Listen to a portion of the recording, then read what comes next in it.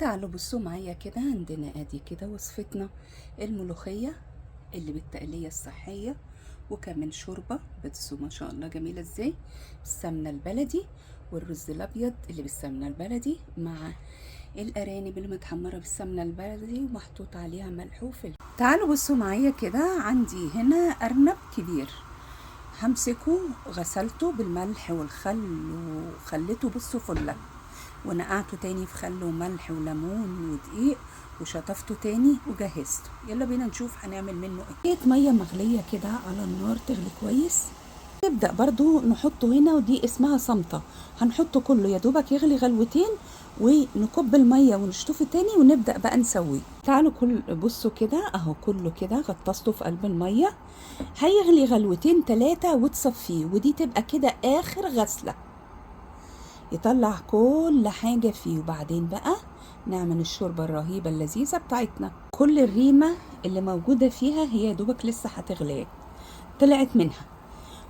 هنحطها خلاص كده، هاخدها اكبها في مصفى واشطفها وبعد كده اسويها.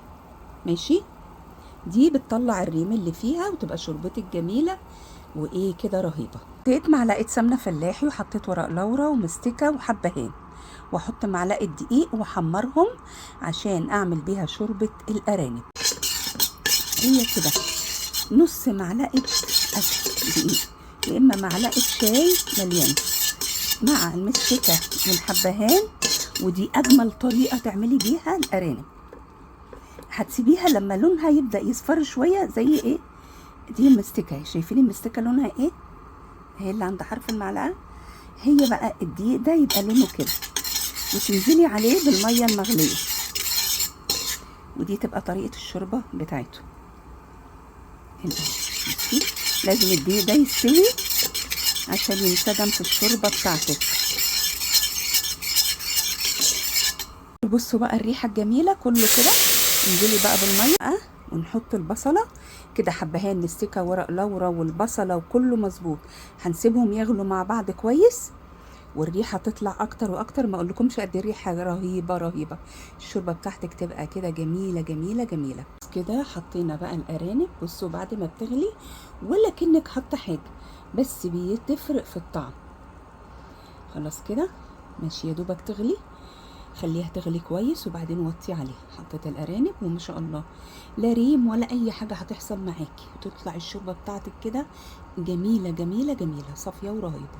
عندنا هنا رز ماشي نص كيلو، حط عليه معلقتين سمنه فلاحي ومعلقه ونص ملح، وحط عليه ميه مغليه، ودي اسرع طريقه تعملي بيها الرز الابيض ويطلع رهيب.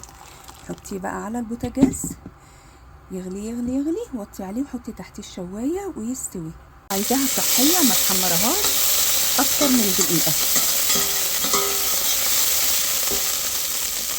بتاعتنا استوى وشربتها جميله، لا ريم ولا اي حاجه، جميله جدا. البصلايه المسلوقه حطيت عليها معلقه كزبره والثوم اللي انت عايزاه، وتدقيهم كويس جدا وتنعميهم على النار، ونحط فيه معلقه سمنه فلاحي ونحمر التقليه. الثوم والكزبره والبصله اللي دقيناها نحمريها. عايزاها صحيه ما تحمرهاش اكتر من دقيقه. نزلت عليها بمعلقه صلصه فوق التقليه ونسبكها. حطي معاها نص معلقه سكر. حطيت نص معلقه سكر، وهحط ملح، ده ملح الهيمالايا، واسبكها لغايه ما السمنه الفلاحي والدنيا دي طعمها بقى وريحتها رهيبه. حطينا شوربه الارانب عليها ماشي، هنسيبها تغلي. حطيت المقليه بتاعت القليه على البوتاجاز، وحطيت فيها السمنه الفلاحي وتسيح، ونحمر فيها الارانب. وهنا بتاعت الملوخيه تغلي مع بعضها وتشرب وتطعم في التقليه، ونحط فيها الملوخيه بتاعتنا بتتحمر طلعناها.